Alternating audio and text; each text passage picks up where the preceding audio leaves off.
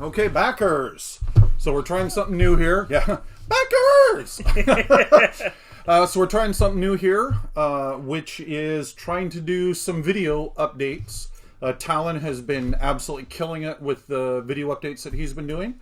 But in any given week, there is just so much that is going on for production, for design, and so on, that we want to start doing those as well. So in the coming weeks, like I'm going to be getting packages from printers that is material for you guys, and I'll be chopping that open literally right on these videos and kind of sharing and discussing those.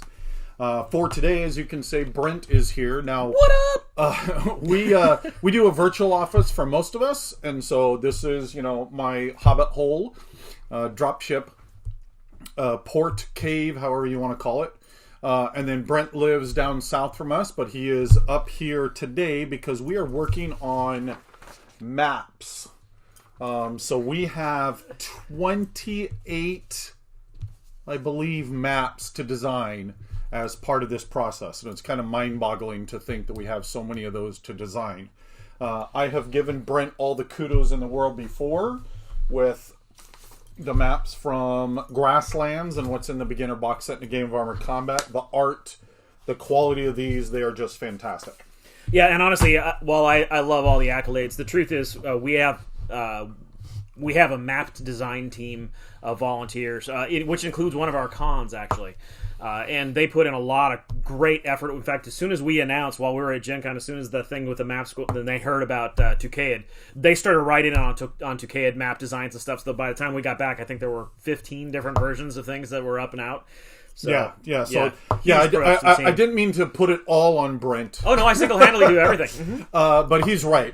We were actually just talking. I was way back in the day with FASA. I helped do map set 5 and 6, as well as then 7 during the FanPro years.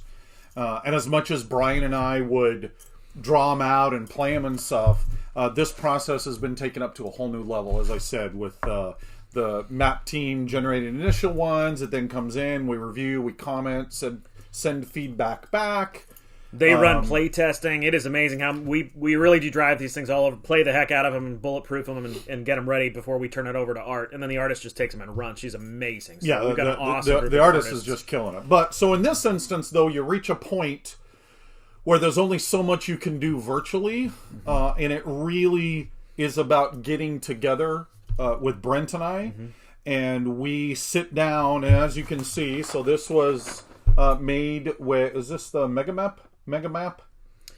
I think so, but it might be magic. It just might be a magical program. I'm pretty sure this is made with Megamap, Megamech, their map side, and so they generate this, and so then Brent has a separate one. Let me borrow this, where he has kind of mapped it out and colorized it. Let's get it a little closer so we can kind of see what he's doing here.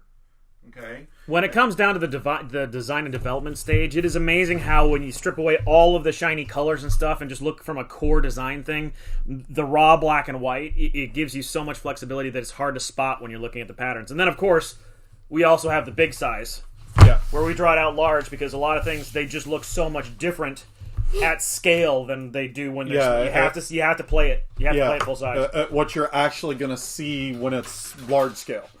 The other thing is in this instance, and by the way, you'll notice that we're going to pronounce this differently, and I'm totally right, and he's wrong. It's Tucaid, by the way. See, I know I was going to get you there. Nice job. I didn't even see that coming. Well, I wanted to put some preface in there because then they were going to go, they pronounced it differently. That's right. For those of you that think it's Tucaid, then you're on my team. I have a Bills versus Evans vibe going on here about that. Yeah. Anyway, so in this instance, what we're doing then is you also have to look at it. Obviously, these are going to be played together. So this is the Rasis, the Rasis Valley. River Delta, not the valley. Oh, sorry. Totally we've already looked at so many maps. The valley was over here.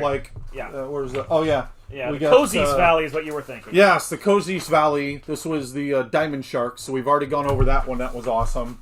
Robin's Crossing, but we're not going to show you that one yet. Can't see it. It's a secret.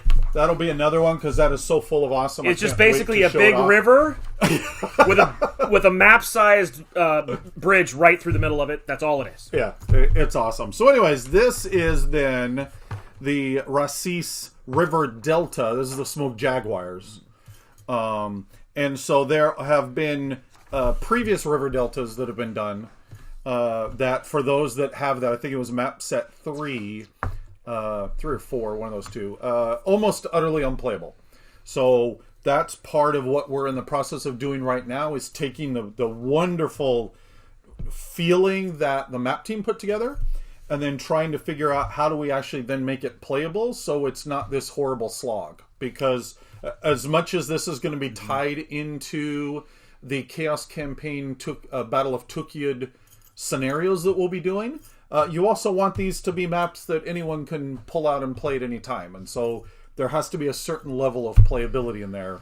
Yeah, we actually have a playability pass. We'll review how is gameplay, and then we have a pass that's completely separate. Is it fun?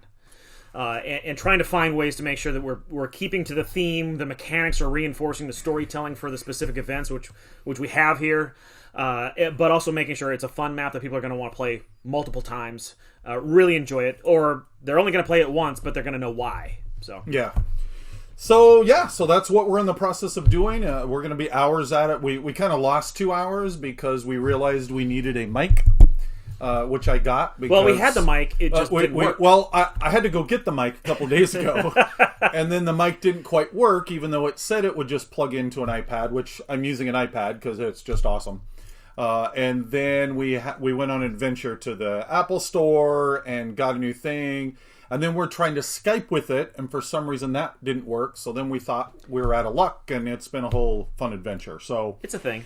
It was a thing. So so this is what it's going to be. At least once a month, hopefully more than once a month, we'll be generating these type of videos, showing this type of stuff off about how this process works to then bring these wonderful new elements to you. Staying true to the source. Of course. Actually, one of the ones we're hiding, the Jade Falcon's Robin's Crossing, that's going to be probably a whole update video all by itself with art, just to show how ridiculously insane it was through our process, through the amazing map team, I can't wait to see what the artist does. Yeah. To show how difficult it can be to hit all of those points of playable, fun, and so on, and still remain true to some of the elements. Because, man, they were not thinking about those maps when they came up with some of the fiction for that. Yeah, we realized there were several different options we could go with this one, and thankfully we were able to reach out to the Collins and Kerensky backers and say, hey, how would you guys feel if we went this direction with it? And they gave feedback within 24 hours. It was amazing the amount of feedback that they gave, and gave us a clear decision on which direction to go with some of the stuff that takes some interpretation. When you're trying to boil down a big giant battlefield and put it into 2 maps, you got to make some creative design choices. Yep. That's it for this video update. Again, I really hope that you're going to be enjoying these, because we're going to be doing a lot more of them. Now that we have a microphone. Yeah, now that we have a working microphone. But go ahead and, post your comments up. If there's specific things you may want to see in future updates, we'd be happy to look at how we might be able to do that in these type of videos.